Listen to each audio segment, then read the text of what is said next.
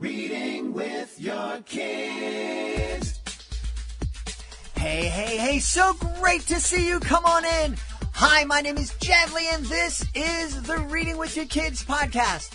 We're coming to you from the beautiful neighborhood of Reedville in the southwest corner of Boston, Massachusetts. We are so delighted that you're part of our beautiful Reading with Your Kids family. Please be sure to connect with us on social media. Facebook.com/readingwithyourkids, at Jedley Magic on Twitter, at Reading with Your Kids on Instagram. We'd love to have you connect with us, and we'd love for you to subscribe to the show on the iHeartRadio app, Spotify, Amazon Music, Ghana, wherever you find your podcast. Our guest today is Tashay Mason.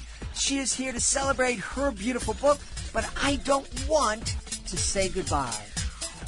Before we invite Tashay in to tell us about her great book, I would love to take a minute to tell you about a book that I think is pretty great. It's called The Great Maratini, and it was written by me. That's right. My picture book, The Great Maratini, is available for free on Amazon via Kindle Unlimited. This is a wonderful book that my niece, Tiffany Doherty, illustrated. Really talented illustrator.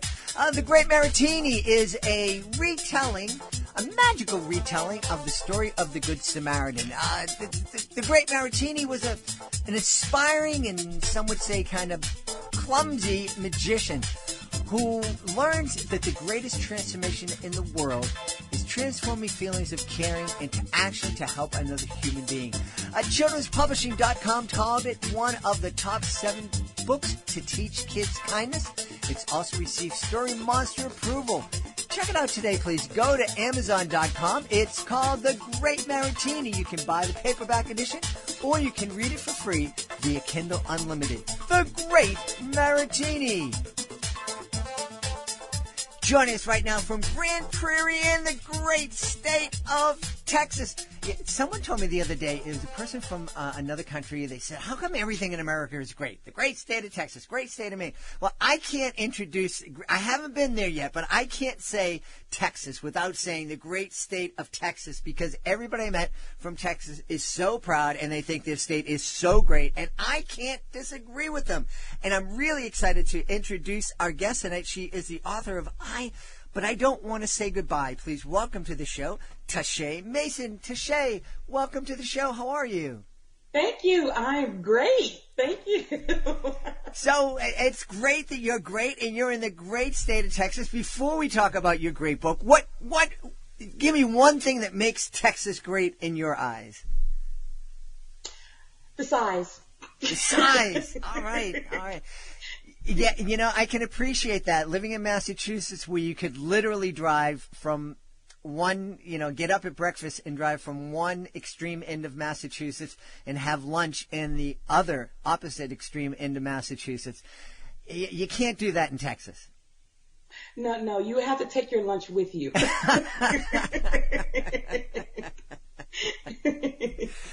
Now, I imagine if we're in Texas or Massachusetts and we're making that trip across the state, we'd have to say goodbye to somebody. But I don't want to say goodbye is about saying goodbye to somebody who's taking a trip. It's a little bit deeper than that. Yeah, that's right. It's about a little girl that has to come to grips with saying goodbye to her father who had just died.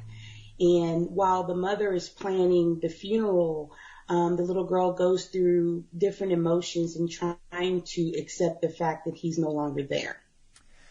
Wow. That is just hearing that and imagining it, I can feel the pain. That pain is so real to people. Just imagining themselves being a young child and having to say goodbye to a parent is devastating. Yeah, and it comes from a personal piece for me, because I was 9 years old when my dad died. And I remember having various emotions of feeling sad, feeling mad, not really understanding the feelings that I had. Some days, it seems like everything is going great, and then some days I don't want to talk. I didn't want to share any emotions or anything like that. So that right there basically carried on, throughout my life, just being, knowing that I'm going to miss, my dad missed those milestones for me. Going into high school, going into college, joining the military and things like that. So, I wrote this book because I wanted to help families to connect, because the subject of death is never easy to discuss.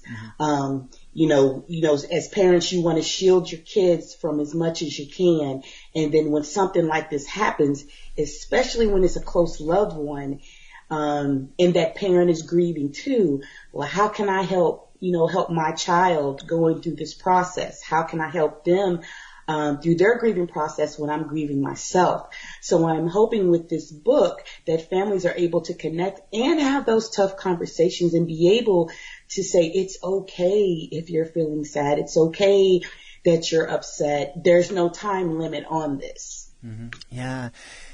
As you were speaking, I know you're talking about your dad wasn't able to see your graduation, to see you enter the military.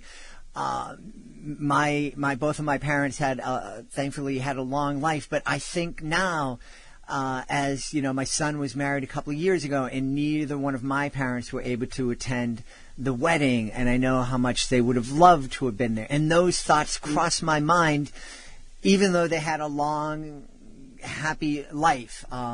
And they didn't pass until I was much older and a dad myself, and my kids were grown. So I just imagining myself as a 9-year-old or a 10-year-old, 11-year-old trying to go through that is, it's just heartbreaking to think of. Yeah. And when you look at it, death is not easy at any age. Mm-hmm. Even as an adult, when you lose your parents, and we all understand, to an extent, that death is a part of life. But when that person is no longer there, that's when, a lot of those emotions come around. And no matter how much you understand that death is a part of life, that person is gone. So as an adult, it's tough. And then even as a child, it's even tougher because, especially when it's someone so close, when you're used to seeing them every day and, going to different places, or maybe just spending time at home, reading a book, going to the amusement park, having a family dinner, those things like that, for those that never experienced it, cannot fully understand. Mm-hmm. And which is also, I hope, those that may know someone that's grieving, that they read the book too, to kind of get an idea of what that person that that they know is going through. Mm-hmm. Because you can't totally have that understanding unless you've gone through it, and even then you're not that person either. Mm-hmm. So what can you do to kind of help even if it's just a little bit of just sitting there and listening to them when they talk about their loved one or reminisce on some time and things like that. Yeah. As you're talking, I'm thinking that, this would be a really important book to have in your library, especially if you experienced a loss in your family, a great resource to kind of start conversations that need to take place that are difficult to have. But I'm also thinking that this is a great book for every family to have, because even if you don't experience a loss in your immediate family, there's going to be somebody in your child's school, in their dance class, on their soccer team, somebody in their life is going to experience a loss and this kind of sadness. And it's important for us to help our kids understand what their peer is going through, to help them have empathy and help them understand that, one day your friend might be devastated, and a couple weeks later they might be feeling better and seemingly back to normal. But then 3 weeks after that, they might be right back into the throes of that sadness. Exactly. And sometimes, you don't know when that comes. Mm-hmm. You may be sitting there laughing. You may see something on TV. Somebody may say something, or even a thought will come across your mind, and then where you were happy, now you're upset, you know, and, you know, and I really hope that, those that do buy this book can look at that from that perspective of, you know, if they haven't lost someone, they have a peer that lost someone, that they can say, oh, okay, you know, they may be going, you know, back and forth, with different emotions.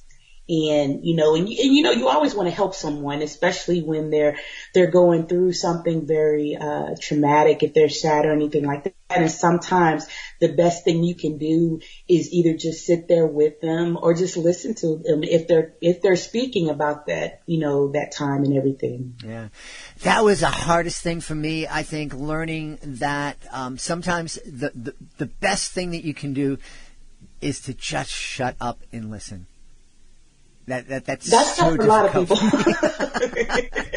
Because there's so many of us who want to fix it. It's like, oh yes, I want to be here, I want to help you, and we don't understand that there's a lot of things that just can't be fixed, and it's just like a wound that needs to heal, and sometimes, you know, it needs to get some stuff out, and that stuff. And I think the biggest thing is that helping is just being there.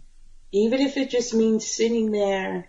I know some people may not feel comfortable with silence, but sometimes just sitting there in silence, and just, that's a good way of being there for that person. And also in the book, I also showed a creative way of remembering your loved one, which I thought was very interesting. I saw the reef ball that I have in there. I saw a TV show, I think it was on A&E or the Travel Channel, and they were talking about a specific place, Sarasota, Florida, which I lived there when I was in the Army. And I was like, you know, looking to see, well, what are they talking about? And they were talking about what they can call the living memorial, and the name of the organization is Eternal Reefs. And what they do is they make these reef balls. They mix in their loved ones' cremated ashes along with a eco-friendly concrete, and they actually make a reef ball, which is like a reef that they put in the water as a home for sea animals. Oh, wow. So I thought that was so creative, because when I started writing this book, I didn't want to do a traditional funeral, even though there's nothing wrong with traditional funerals. But I know for me, when I saw my dad in the casket, it was a huge effect on me. And I knew I didn't want to, if I ever went to another funeral again, I did not want to see that. So when I wrote the book, even though I acknowledged that type of funeral, I didn't want that to be the focus for this family. I wanted to do something that was a little bit more creative, and folks to think about, you know, hey, there's another way of celebrating your loved one. You don't have to go traditional. Some people plant trees. Some people take the ashes to a mountaintop or go to the beach and spread their ashes. So I thought this would be an interesting way of introducing, for those that don't know about it, another way of remembering your loved one. Yeah, yeah. Boy, you know, you bring up a memory. There's so many things. A lot of times, you know, when I was a kid, we didn't attend funerals. It didn't matter. I think the first funeral I went to was my grandfather's when I was 16. Before that, it was like, yeah, they're gone. Never mind. We don't talk about what happened. Right. But even no one sat me down going in at 16 and saying, well, this is what's going to happen. There's going to be a wake, and people are going to be there, and your grandfather's remains are going to be there, and there's a funeral, and I know myself, just recently, one of our friends passed, and one of our kids' friends, who was an adult at the time, 23, 24 years old, had never been to a traditional wake. And when he walked in and saw this person that he had loved so much, you know, in the casket, it was a great shock to him, because no one had thought to sit down and prepare him. Right. So much of this stuff we don't think about, because for a lot of us when we're adults, it's like, oh yeah, we're going to another funeral, and it's, you know, so we know about it, but we don't understand that there are others in our lives who aren't familiar with it. And when you think about it, a lot of our traditions are kind of creepy almost, or at least a little uncomfortable, you know? Yeah, and I mean, there are parts of, and it's interesting how the brain works because there's certain parts of that time I do not remember. I remember my mom telling me what happened. I remember us going to the funeral, but I don't remember going to the wake. And my mom said I sat down there and I viewed the body for a long time. And I remember going to the gravesite. There's just, different holes in it. And for me, I don't like going to the graveyards. I don't. That is just one thing, I don't want to go to that place, even though for those that go and visit their loved ones there's no issue with that. But for me, I look at pictures from the past. I have conversations with my mom and my sisters and stuff like that about, how my dad was. And as a matter of fact, a couple of years ago, I went to his hometown, Buffalo, New York. And I went there for business, but I saw my cousins up there, and one of my cousins took me and showed me where he and my uncle once lived, even though there was just a plot there, but got to see that and then see the high school that he went to. So, that kind of helped me as well, because for me, it took a very long time for me to finally let go and be okay with saying goodbye to him. So, the various emotions that carried with me as I've gotten older, you never think about it sometimes in how, me being a social worker, working with veterans, and then also me volunteering over at the, Grief Counseling Center for Kids, kind of brought those emotions back up, but it helped me remember about how I felt when I was that 9-year-old little girl, and how it affected me. You talk about not liking to go to the graveyards, the cemeteries, and you prefer to talk and tell stories.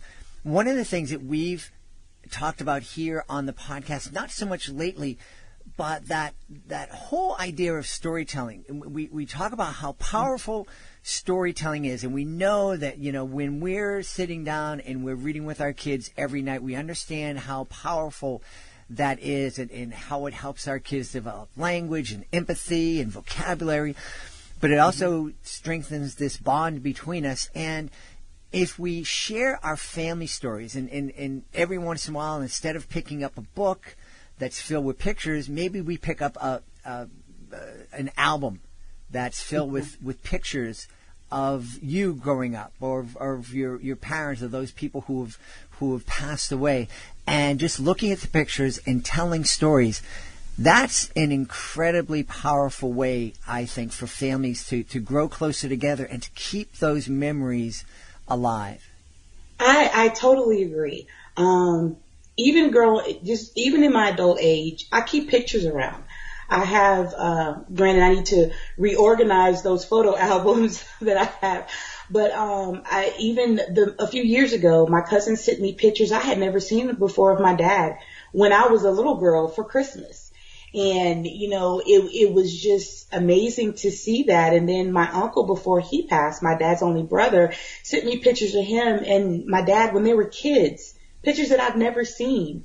And, it means a lot to sit down and look at those pictures, and whether you may remember what happened during that time or not, to be able to talk about that person, how they were, if there was a memorable joke or something they did that made you smile, going on trips, different things like that. So I love pictures, and even when I, being in the military, traveling around, even on my deployments, I carried pictures with me. And a lot of those pictures were of my dad, and me when I was a kid. And even though I had pictures of the rest of my family, it was just very close to me, because I always think about, I wonder if he was alive, what would he be doing today? What conversations would we have today?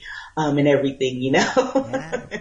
Well, it's so beautiful, and I just love that image. And I think one of the things, as you were talking and about how photographs store memories, I imagine there's some people out there that are listening thinking, I I don't want to pull out that album with my mom, with my dad, because I know that I'm going to see this picture and it's going to bring up memories, emotions, and boy, I don't want to break down and start crying while we're looking at these pictures with my kids. And between you and me and the rest of the millions of people who are listening, I think that's a beautiful thing to do. To let your kids see that you're vulnerable, that to let them see that you're a human being with feelings and that you loved greatly. I don't know what a better example you can be for a kid, but to show them that you can love greatly, and that, I think that would just reassure them that you love them greatly. Yeah, because I think sometimes as parents we want to put on that, we got to protect our kids. We want to show that we're strong and everything. And my mom and I had a conversation not too long ago, and she read the book and everything, and she made a comment. She said, I don't think you ever saw me cry. And I said, no, I didn't. And looking back, I think it would have helped me even more, even though she encouraged me to express my feelings. But because I didn't see her grieve, even though her and my dad wasn't together anymore, but they were still great friends, I didn't see that from her. So somewhere inside, I thought that wasn't really a good thing to do, was to express that emotion. Mm-hmm. So that's why in the book, I made sure that the little girl saw her mother cry. Because I feel that's very important. Like you said, as far as showing that vulnerability, it shows that, hey, look, mom or dad, they're showing that they're grieving too. Mm-hmm. And I can grieve with them. Mm-hmm. So even though it hurts and, opening that album makes me want to cry, but I can cry with them. Mm-hmm. And that's okay, because a lot of times we don't want to deal with those emotions. Usually if it's not being happy, for me it was, I just want to always be happy, right. Which, is a bit unrealistic, but that's how I felt. And whenever I would start to feel sad, I would shut down. Mm-hmm. And I just don't want to deal with it. But as I've gotten older, I understand the importance of expressing your feelings and showing that vulnerable side.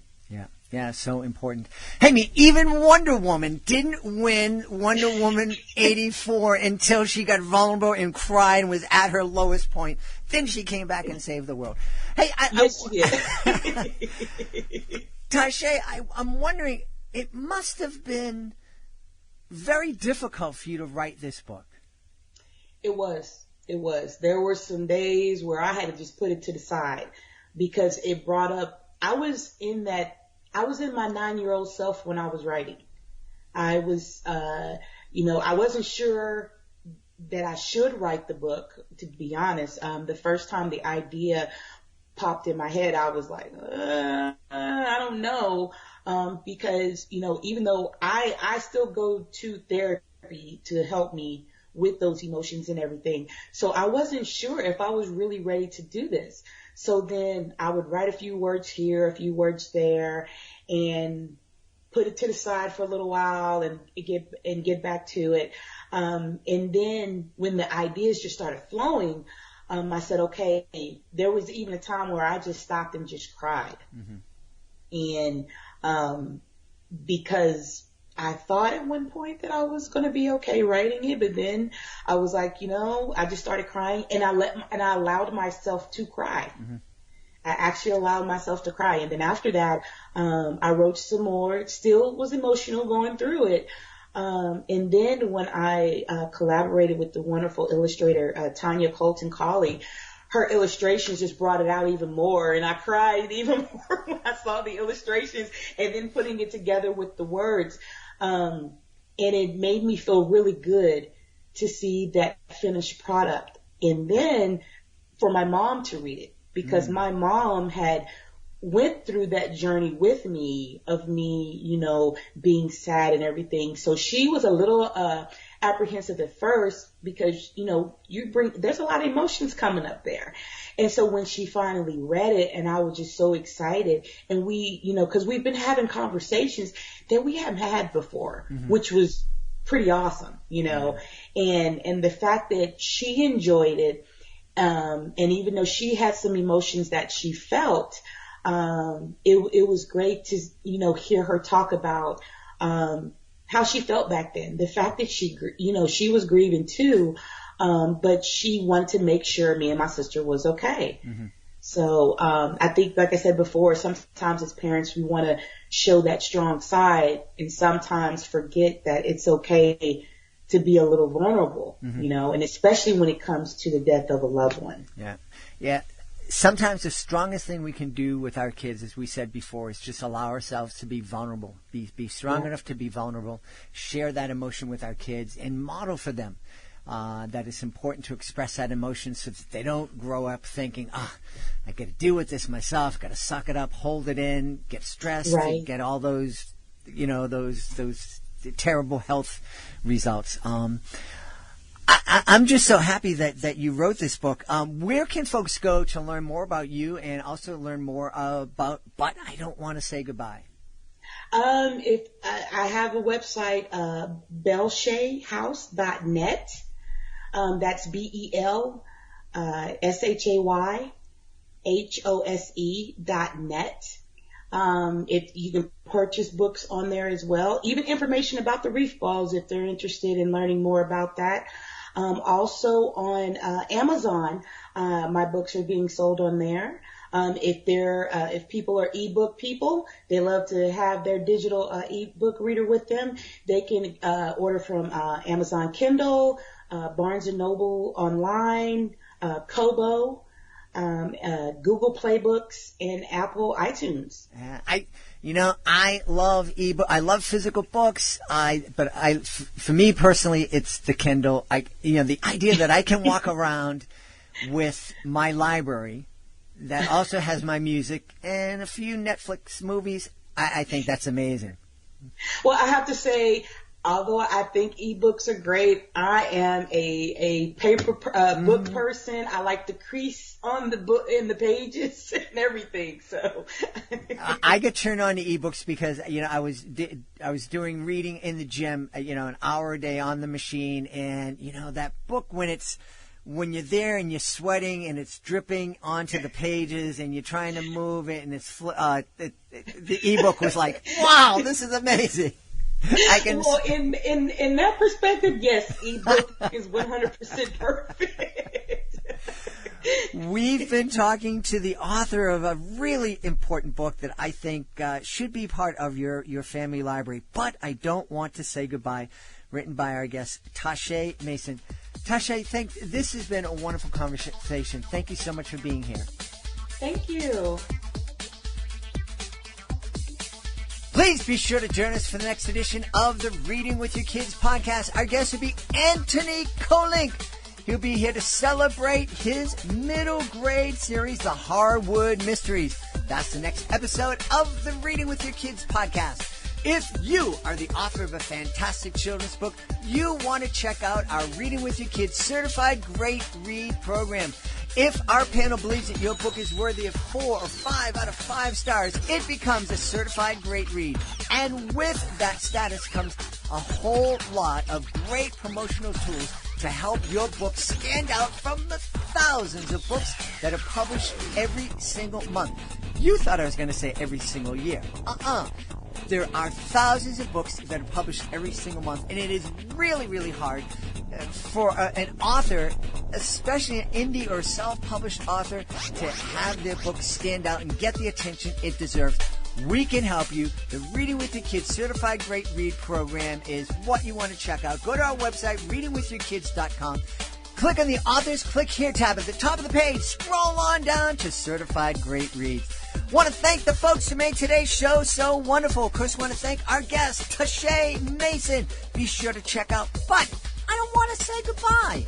Also want to thank my team, Alejandra Doherty, Fatima Khan. Want to thank our awesome intern, Alexia Brown. Want to thank my beautiful wife for all the support she gives me. Most of all, we want to thank you. Thank you so much for taking the time to join us today. And as always, thank you so very much for taking the time to make the world a better place by reading with your kids. I'll be looking for you in the next edition of the Reading with Your Kids podcast.